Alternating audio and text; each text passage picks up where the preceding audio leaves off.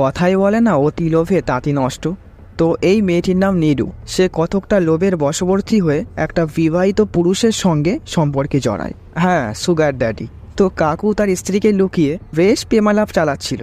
তো নীরুর জীবনে একটা রাত আসে এবং তারপরের দিন তার জীবন সম্পূর্ণই বদলে যায় এবং নীরু এমনভাবে ফেঁসে যায় যে তার পরিবার, মান সম্মান, ক্যারিয়ার সব ধূলিসাৎ হয়ে যায়। সে নিজেও কখনো ভাবতে পারেনি তার এই কার্যকলাপের মাসুল তাকে এত ভয়ঙ্কর রূপে দিতে হবে। তো গল্পটি দেখো, অনেক কিছুই জানতে পারবে। তো চলো গল্পে যাওয়া যাক। তো গল্পের শুরুতেই একটা মেয়েকে দেখতে পাই, তাকে পুলিশ ধরে নিয়ে যাচ্ছে। মেয়েটির নাম নীরু। তো একটা পুলিশ নীরুকে বলে, তোমার মা মনে হয় তোমাকে ভালো শিক্ষা দেয়নি, যার জন্য তুমি এরকম নোংরা কাজ করে বেড়াচ্ছ। নীরু কাঁদতে থাকে, সে কি বলবে ভেবেই পাচ্ছে না। তো এখানে সিন কাট হয় আর শুক্রবারের একটা ঘটনা দেখতে পাই। তো হসপিটালে একজনকে দেখতে পাই, এর নাম লতা। এ একজন ডক্টর। সে একটা মেয়ের চেক আপ করছিল। তো তারপরে সে বাইরে এসে একটা ছেলেকে বলে, আপনার গার্লফ্রেন্ড প্রেগনেন্ট, আমি আশা করি আপনি ওকে বিয়ে করবেন, বাচ্চাটা নষ্ট করবেন না। তো এরপরে লতা সেখান থেকে চলে আসে। তো এইদিকে গাড়িতে একজনকে দেখতে পাই, এর নাম রাম। এ আসলে লতারই হাজবেন্ড। তো লতা রামকে ফোন করে বলে, তুমি এখন কোথায়? রাম বলে, এই তো এয়ারপোর্টের দিকে যাব। লতা বলে, এয়ারপোর্ট? তুমি তো আমাকে কিছুই বলোনি, কোথায় যাচ্ছ? রাম বলে, আসলে একটা মিটিং আছে, হঠাৎ ফিক্সড হয়েছে, তো তাই তোমাকে বলার আর সময় পাইনি। এইটুকু বলে রাম ফোন কেটে দেয়। তো এরপরে কিছুটা যাওয়ার পরে রাম তার ড্রাইভারকে বলে, তোমার কয়েকদিন ছুটি, তুমি যাও, আমি নিজেই ড্রাইভ করে নেব। তো এরপরে রাম কিছুটা যাওয়ার পরে তার স্ত্রী আবার তাকে ফোন করে, তুমি মিটিং শেষ করে কখন ফিরবে? রাম বলে, মিটিং শেষ হলেই ফিরবো বললাম তো, তুমি বাড়ি গিয়ে বিশ্রাম করো, আমি এখন গাড়ি চালাচ্ছি, গাড়ি পার্ক করে তোমাকে আমি ফোন করছি। তো রাম ফোন কেটে দেয়। আর এদিকে দেখতে পাই লতা ইতিমধ্যেই বাড়ি চলে এসছে। তো এদিকে রামকে দেখতে পাই, সে গাড়িটা একটা ফাঁকা জায়গায় দাঁড় করায় এবং কারোর জন্য সে অপেক্ষা করছে। তো কিছুক্ষণ পরে একটা মেয়ে আসে, হ্যাঁ নীরু। তো সে রামের গাড়িতে উঠে বসে। তো এদের কনভারসেশন থেকে আমরা বুঝতে পারি এদের মধ্যে আসলে প্রেম প্রীতি চলছে। আরে কাকু, তো কি হয়েছে, টাকা তো আছে। তো রাম নীরুকে বলে, নীরু তোমাকে না আজকে একটু বেশি সুন্দর লাগছে, চলো একটা সেলফি তুলি। তো ছবি তুলতে যেই যাবে তখনই লতা ফোন করে। তো রাম যখন লতার সঙ্গে কথা বলছিল তখন নীরু রামের সঙ্গে খুনসুটি করতে থাকে। তো রাম লতার সঙ্গে দুই একটা কথা বলেই ফোন রেখে দেয়। তো রাম নীরুকে বলে, চলো আজকে তোমাকে নিয়ে আমার একটা নতুন বাড়িতে যাই, ওখানে গিয়ে আমরা একটু আলাদা সময় কাটাবো। নীরু অনেকটা খুশি হয়েই বলে, হ্যাঁ হ্যাঁ চলো। তো কিছুক্ষণ পরে নীরু বলে, আচ্ছা তোমার ওয়াইফ একজন ডাক্তার, তা তোমাদের বাচ্চা হচ্ছে না কেন? আসলে রামের বিয়ে হয়েছে প্রায় 20 বছর, কিন্তু তাদের বাচ্চা কাচ্চা এখনো হয়নি। এই নিয়ে রাম লতার ওপর একটু বিরক্তই আছে। নীরু বলে, আচ্ছা তুমি কি এখনো লতাকে ভালোবাসো? রাম বলে, না, আগে বাসতাম, এখন আর ভালো লাগে না, এখন শুধু তোমাকেই ভালো লাগে। তো তারা কিছুটা আসার পরে আবার একটু দাঁড়ায়। তো তারা এখানে একটু সময় কাটায়, একটু দোলো দোলো দোলনি, রাগা মাথায় চিরুনিও করে। তারপরে কিছু ছবিও তোলে। তারপরে তারা সেখান থেকে চলে আসে। তো অবশেষে তারা রামের সেই বাড়িতে চলে আসে। তো গাড়ি থেকে বেরোনোর আগে নীরু রামকে বলে, বাইরে তো সিসিটিভি আছে, আমাকে যদি কেউ চিনে ফেলে আর যদি কোনো সমস্যা হয়, মানে যদি লতা আমাকে দেখে ফেলে। তো রাম বলে, তোমাকে চিন্তা করতে হবে না, আমি সিসিটিভি লাইন অনেক আগেই কেটে রেখেছি, কাকুর তো মাস্টার প্ল্যান। তো এরপরে নীরুরা ঘরে যায়।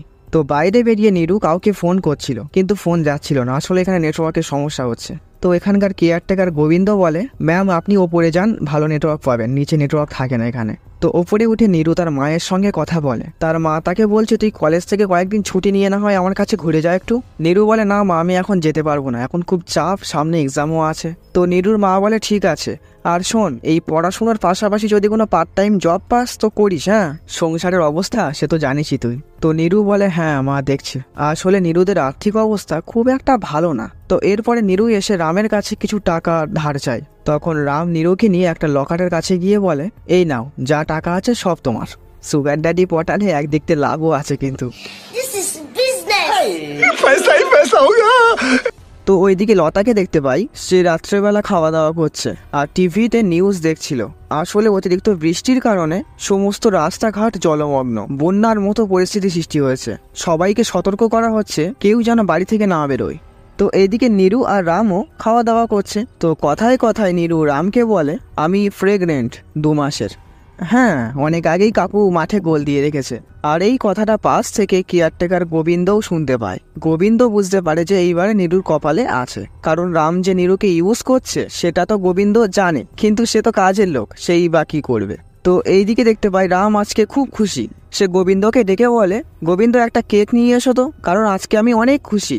আজ এই এত বছর পরে আমি বাবা হতে চলেছি, তাই আজকের দিনটা আমরা একটু সেলিব্রেট করতে চাই। গোবিন্দ বলে, স্যার বাইরে তো প্রচুর বৃষ্টি হচ্ছে এবং বৃষ্টির কারণে রাস্তায় জল জমে গেছে, আর দোকান খোলা আছে কিনা তারও ঠিক নেই, আর বাইরের এরকম অবস্থায় আমি যাব কি করে। কিন্তু রাম গোবিন্দর কোনো কথাই শোনে না, সে তাকে জোর করে কেক আনতে পাঠিয়ে দেয়। অগত্যা গোবিন্দ রামের গাড়ি নিয়ে কেক আনতে চলে যায়।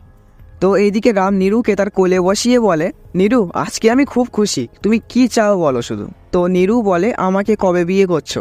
রাম বলে, বিয়ে এটা তো আমি করতে পারবো না, কারণ জানোই তো আমার স্ত্রী সংসার আছে, তোমাকে আমি আলাদা করে রেখে দেব, আমাদের আলাদা সংসার হবে, কেউ জানতে পারবে না। আর তারপরে যখন আমি লতাকে ডিভোর্স দিয়ে দেব, তারপরে আমরা সাধারণ জীবন যাপন করব। নীরু বলে, তুমি আমাকে ঠকাচ্ছ না তো? রাম বলে, না না, তোমাকে ঠকাবো কেন আমি, তুমি একটু অপেক্ষা করো, আমি লতাকে ডিভোর্স দিয়ে দেবো খুব তাড়াতাড়ি। তো রামের এইরকম একটা ভরসাযুক্ত কথায় নীরু কিছুটা স্বস্তি পায় এবং খুশিও হয়। সে রামকে জড়িয়ে ধরে। আর তখনই রামের ফোনে লতা ফোন করে আর বলে, তুমি কোথায়, ঠিক আছো তো? রাম বলে, হ্যাঁ হ্যাঁ, আমি একদমই ঠিক আছি, তুমি তোমার খেয়াল রেখো, আমি কাল সকালের মধ্যেই বাড়ি পৌঁছে যাব। আর রাম লতার সঙ্গে কথা বলতে থাকায় এইদিকে আবার নীরু রেগে যায়, সে রামকে কথা বলতে বারণ করে। রাম বোঝানোর চেষ্টা করছে কিন্তু সে শোনে না। তো এক সময় সে একটা প্লেট তুলে ছুঁড়ে ফেলে এবং সেটা ভেঙে যায়। তো প্লেট ভাঙার শব্দ ওইদিকে লতা শুনতে পায়। সে রামকে বলে, কিসের শব্দ হলো? রাম বলে, ও কিছু না, আমার হাত থেকে প্লেট পড়ে গেছে তো তাই আর কি। লতা বলে, ও আচ্ছা, তা শোনো, কালকে সকাল সকাল বাড়ি এসো, এখন রাখছি তাহলে। তো ফোন রেখে রাম নীরুকে বলে, দেখছো তো কথা বলছিলাম, ওরকম করলে তো সব ভেস্তে যাবে তাই না? তো তখন নীরু রামকে চুমু খেয়ে সেখান থেকে পালায় আর রামও তার পিছু পিছু আসতে থাকে।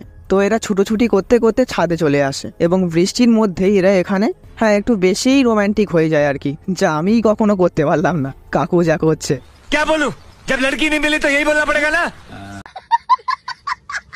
তো তারা একটু বেশিই উত্তেজিত হয়ে গেছিল। তো বৃষ্টির কারণে ছাদ পিচ্ছিল হয়েছিল, যার কারণে রাম উল্টো দিকে ঘুরতেই ছাদ থেকে নিচে পড়ে যায়।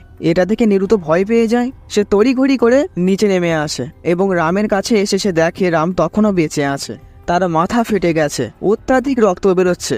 রাম নীরুকে বলে, তুমি তাড়াতাড়ি গোবিন্দ অথবা অ্যাম্বুলেন্সকে ফোন করো। তো নীরু তাড়াতাড়ি ঘরে এসে অ্যাম্বুলেন্সকে ফোন করে, কিন্তু ফোন লাগে না, হয়তোবা নেটওয়ার্কের সমস্যা। আর এই বৃষ্টির মধ্যে অ্যাম্বুলেন্স আসবেই বা কি করে, সবদিকে তো বুড়ে গেছে। তারপরে সে গোবিন্দকে ফোন করে, কিন্তু গোবিন্দও আসতে পারছে না, কারণ জলে তার গাড়ি আটকে গেছে।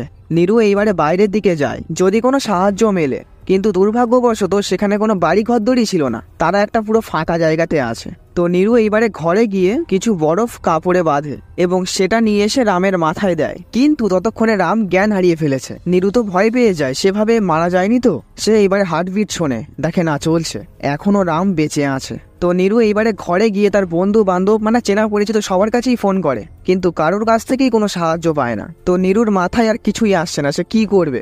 সে এইবারে কতকটা নিরুপায় হয়েই রামের ফোন থেকে লতার কাছে ফোন করে। এইদিকে লতাকে দেখতে পাই সে ঘুমিয়ে পড়েছে, এই জন্য নীরু কয়েকবার ফোন করা সত্ত্বেও লতা ফোন তোলে না। তো কিছুক্ষণ পরে হঠাৎ লতার ঘুম ভেঙে যায়, সে ফোন খুলে দেখে রামের অনেকগুলো মিসড কল, সে সঙ্গে সঙ্গে কল ব্যাক করে। এইদিকে লতার ফোন আসলে নীরু চুপচাপ দাঁড়িয়ে থাকে, সে দ্বন্দ্বে পড়ে গেছে ফোনটা তুলবে কি তুলবে না, কারণ সে যদি ফোনটা তোলে তাহলে লতা তাদের অবৈধ সম্পর্কের ব্যাপারে তো জেনে যাবে, কিন্তু ওইদিকে রামের দিকে তাকিয়ে দেখে তার অবস্থা তো খুবই খারাপ।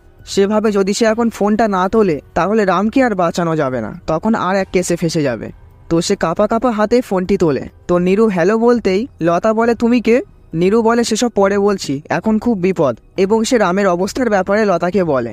লতার একটু সন্দেহ হয়, তাও সে কিছু বলে না। সে নীরুকে বলে, ঠিক আছে, আমি অ্যাম্বুলেন্সকে ফোন করছি। তো ফোন কেটে লতা অ্যাম্বুলেন্সকে ফোন করে, কিন্তু অ্যাম্বুলেন্স পায় না। তো আবারও লতা নীরুকে ফোন করে আর বলে অ্যাম্বুলেন্স পাওয়া যাচ্ছে না, তাই রামকে তোমাকেই এখন প্রাথমিক চিকিৎসা দিতে হবে, ঘরোয়া পদ্ধতিতে যেটুকু করা যায় আর কি। তো লতা নীরুকে ফোনেই ওষুধ বানানোর পদ্ধতি বলে দেয় এবং লতা যেভাবে ব্যান্ডেজ করতে বলেছে সব ঠিকঠাক ভাবেই নীরু করে।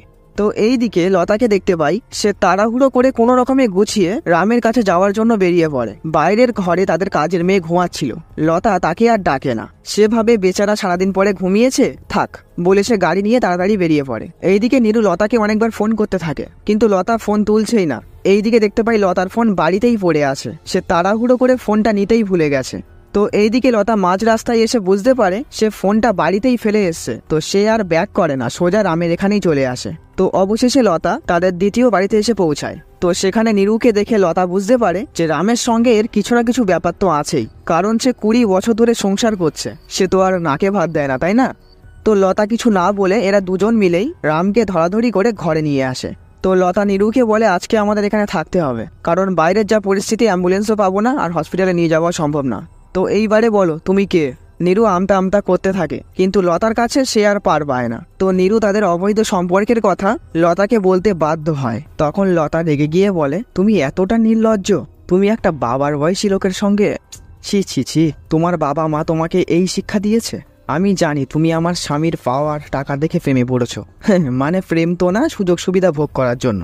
নীরু বলে তেমন ব্যাপার না, আমরা দুজন দুজনকেই ভালোবাসি, আর রাম আমাকে বলেছে সে কিছুদিন পরে আমাকে বিয়ে অবশ্যই করবে। তো লতা নীরুকে আর সহ্য করতে পারে না, সে বাইরে চলে আসে এবং সে খুব কষ্ট পায় যে তাদের 20 বছরের সম্পর্ক, তার স্বামীকে সে এত ভালোবাসে আর সে কিনা একটা মেয়ের বয়সী মেয়ের সঙ্গে এই সব নোংরামি করে বেড়াচ্ছে। তো লতা কতকটা রেগে যায়, সে নীরুকে নিয়ে আয়নার সামনে এসে বলে, দেখো নিজেকে ভালো করে দেখো, দেখো তোমার কিন্তু ভালো রূপও নেই, না তোমার ভালো স্ট্যাটাস আছে, সেটা তোমার বাবা মায়ের শিক্ষা দেখেই বোঝা যাচ্ছে। আর তুমি ভাবছো রাম তোমাকে ভালোবাসে? ও শুধু তোমাকে ইউজ করার জন্যই রেখেছে, বুঝলে?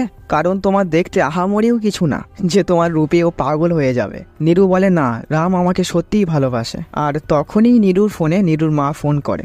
লতা বলে, তোমার মা এসব ব্যাপারে কিছু জানে? নীরু বলে, না। তো লতা এইবারে নীরুর থেকে ফোনটা কেড়ে নিতে যায় আর বলে, ফোনটা দাও, তোমার মাকে আমি সব বলে দেই, তোমার মায়েরও জানা উচিত। নীরু কাঁদো কাঁদো হয়ে বলেন, প্লিজ প্লিজ এমনটা করবেন না, আমি চলে যাবো, রামের জীবন থেকে চলে যাব, আমি আর কোনোদিনও আসবো না, রাম যেদিনকে আমাকে ডাকবে আমি সেই দিনকেই আসবো। তো কিছুক্ষণ পরে লতা রামের কাছে আসে, ততক্ষণে রামের জ্ঞান ফিরেছে। তো লতা রামকে বলে, তুমি এটা কি করে করতে পারলে? এত নোংরামি কাজ আমি তোমার থেকে আশা করিনি। রাম বলে, এটা আসলে কিভাবে হলো আমি নিজেও জানি না, তবে নীরুর সঙ্গে কথা বলতে আমার ভালো লাগে, ওর সঙ্গে দেখা হলে আশেপাশে থাকলে আমার না ভালো লাগে, আমার মনে হয় আমি হয়তো নীরুকে ভালোবেসে ফেলেছি। তো রামের মুখে এইসব কথা শুনে লতা খুব কষ্ট পায়, স্বাভাবিক। তো ইতিমধ্যেই সেখানে নীরু আসে, আসলে তার ব্যাগপত্র নেওয়ার জন্য, সে এখনই এখান থেকে চলে যাবে। তো নীরু যখন চলে যাচ্ছে, রাম তখন লতাকে বলে, প্লিজ ওকে যেতে দিও না, ওকে আমার খুব প্রয়োজন, ও সঙ্গে থাকলে আমার ভালো লাগে। তো লতা এবারে আর রাগ সহ্য করতে পারে না, সে তার স্বামীকে কয়েকটা থাপ্পড় মারে, কারণ লতা এবারে বুঝতে পেরেছে যে তার স্বামীও কম না। লতার রাগ হওয়াটা স্বাভাবিক, কারণ তার স্বামী তাকে এভাবে ধোকা দিচ্ছে, তাও একটা বাচ্চা মেয়ের জন্য, তার তো কষ্ট হবেই। তো লতা রাগের মাথায় চেল্লামিল্লি করতে থাকলে রাম বলে যে নীরু প্রেগনেন্ট এবং সেই তার বাচ্চার বাবা। এই কথা শুনে লতা পুরো তার রাগে ক্ষোভে সে স্তব্ধ হয়ে গেছে, সে আর কিছু বলে না, বাইরে এসে চুপচাপ বসে থাকে। সে হতাশ হয়ে পড়ে যে কি ঘটে গেল তার সঙ্গে। তো নীরু লতার কাছে এসে বলে, ঘরে রাম যা বলেছে সব সত্যি। তো লতা অনেক কাঁদতে থাকে। তো নীরু জল খাওয়ার কথা বললে তখন লতা তাকে কফি করে আনতে বলে। তো নীরু কফি করতে রান্নাঘরে চলে আসে। তো কিছুক্ষণ পরে নীরু কফি তৈরি করে বাইরে এসে দেখতে পায় লতা তার ব্যাগপত্র নিয়ে চলে যাচ্ছে। নীরু বলে, কফি খাবেন না? কোথায় যাচ্ছেন? লতা বলে, আমি তোমাদের জীবন থেকে চলে যাচ্ছি, যেখানে তুমি আমার স্বামীটাকেই কেড়ে নিয়েছো, তা আমি এখানে থেকে আর কি করব, তোমরা থাকো, সুখে থাকো, আমি চললাম, বলেছে ওই বৃষ্টির মধ্যেই চলে যায়। তো এখানে সিন কাট হয়ে যায় আর সকালবেলা দৃশ্য দেখতে পাই, রাস্তার জল মোটামুটি সরে গেছে, গোবিন্দ বাড়ি ফিরে এসছে এবং সে বাড়ি এসে দেখতে পায় রামকে কেউ মেরে ফেলেছে। তাই সে পুলিশকে খবর দেয় এবং পুলিশ এসে ইনভেস্টিগেশন শুরু করে দেয়। তো রামের ঘর থেকে পুলিশ একটা টাকা ভর্তি ব্যাগ উদ্ধার করে, আর এই ব্যাগটা ছিল নীরুর, আর ঘরে একমাত্র নীরুই ছিল, কারণ গোবিন্দ তো আর জানে না যে রাত্রেবেলা লতাও এসছিল। তো সমস্ত সন্দেহ গিয়ে নীরুর ওপরেই পড়ে, কারণ ব্যাগটাও যে নীরুর। পুলিশ ধরে নেয় যে নীরু টাকার জন্য রামকে মেরে ফেলেছে। তো পুলিশ নীরুকে জিজ্ঞাসাবাদ শুরু করে যে তুমি মারলে কেন? নীরু বলে, আমি কিছুই করিনি, আমি কিছুই জানি না, রাত্রেবেলা ওনার স্ত্রী এসেছিল, আমি কফি করে এসে দেখি উনি মারা গেছে এবং রাতে ঘটে যাওয়া সব ঘটনা একদম বিস্তারিত পুলিশকে জানায়। তো নীরু সত্যি বলছে কিনা এইটা যাচাই করার জন্য পুলিশ লতাকে ফোন করে। পুলিশ বলে, কালকে আপনি আপনাদের এই বাড়িতে এসেছিলেন? লতা বলে, না তো, আমি ঘর থেকেই বেরোইনি, কালকে অত বৃষ্টির মধ্যে কি করে যাব? পুলিশ তো অবাক। তো পুলিশ এইবারে লতার বাড়ির কাজের মেয়েকে জিজ্ঞাসা করে যে ম্যাম কাল রাত্রেবেলা বেরিয়েছে কিনা। সে বলে, না তো ম্যাম বেরোয়নি, কারণ সে তো রাত্রেবেলা ঘুমাচ্ছিল, সুতরাং রাতের ঘটনা সে তো কিছুই জানে না। তো পুলিশ এইবারে সন্দেহ করে যে নীরু মিথ্যে কথা বলছে। তো নীরু অনেক কাঁদে, অনেক বলে, কিন্তু পুলিশ শোনে না, তাকে জোর জবরদস্তি করে গাড়িতে তোলা হয়। আর এটাই আমরা প্রথম সিনে দেখতে পেয়েছিলাম। তো এরপরের সিনে রাতের ঘটনা দেখতে পাই, লতা দাঁড়িয়ে কিছু একটা ভাবছে, যখন আর কি নীরু কফি করতে গেছিল, আর লতা এই সুযোগেই রামের ঘরে যায় এবং তাকে বালিশ চাপা দিয়ে মেরে ফেলে এবং বলতে থাকে, তুমি এতটা নীচ, এতটা নোংরা আমি ভাবতে পারিনি। তুমি আমাকে ঠকালে, তোমার জন্য এটাই ঠিক আছে। তো রাম মারা গেলে লতা লকার থেকে সমস্ত টাকা নীরুর ব্যাগে রেখে দেয় এবং তারপরে সে চলে গেছিল। আর সে এইভাবেই নীরুকে ফাঁসিয়ে দেয়। তো যাই হোক, যে যার কর্মের ফলেই পেল। আর এখানেই গল্পটি শেষ হয়ে যায়। একটা কথা আছে, পাপ বাপকেও ছাড়ে না। তুমি ভাবছো সবার অগোচরে লুকিয়ে মানুষকে নিজের স্বার্থে ব্যবহার করে, অত্যাচার করে, কষ্ট দিয়ে মহৎ কাজ করে ফেলছো। আমি একলাই চতুর, কেউ কিচ্ছু জানতে পারবে না। তবে সময় কিন্তু খুব কঠিন জিনিস, সব হিসেব তোলা থাকে। এরা শুধুমাত্র লোভের কারণে নিজের তথা পরিবারের কথা একবারও ভাবে না এবং এরা উল্টো পাল্টা সম্পর্কে জড়ায়। হ্যাঁ, ভালোবাসার বয়স হয় না, তবুও মেনে নেওয়া যায়। কিন্তু যখন তুমি কাকুর সঙ্গে প্রেম করবে, এটা ভালোবাসা বলা যায় না, কারণ তার একটা সংসার আছে। সেক্ষেত্রে ভালোবাসা কখনোই সম্ভব নয়। এক্ষেত্রে দুজনাই তাদের স্বার্থ তথা কার্যসিদ্ধি করার জন্য একে অপরের সঙ্গে থাকে। পাতি বাংলায় বলতে গেলে সুগার ড্যাডি থাকে সুযোগ পেলেই ফাঁকা মাঠে গোল দেওয়ার জন্য, আর মেয়েটি থাকে তার থেকে সুযোগ সুবিধা ভোগ তথা টাকা পয়সা তো আছেই। আর যার ফলে মেয়েটি নিজের অজান্তেই একটা সংসার ভেঙে ফেলে। সে যে কত বড় পাপ করে ফেলছে সেই জ্ঞান তখন তার মধ্যে লোপ পায়। কারণ দেখো, এই ক্ষেত্রে মেয়েটি যদি সুযোগ না দেয়, তাহলে যে মানুষটার সংসার আছে সে কখনোই সাহস পাবে না একটা মেয়ের বয়সী মেয়ের সঙ্গে প্রেম করার। তুমি আজ হয়তো পার পেয়ে যাচ্ছ ঠিকই, কিন্তু আজ না হোক 5 বছর 10 বছর পরে হলেও এর মাসুল তোমাকে দিতেই হবে, তাও খুব ভয়ঙ্কর রূপে। তখন আগের করা কৃতকর্মের জন্য নিজের ওপরে ঘৃণা হবে, নিজেকেই নিজে ক্ষমা করতে পারবে না। তো যাই হোক, গল্পটি কেমন লাগলো অবশ্যই জানিও। তো আজকের মতো টাটা।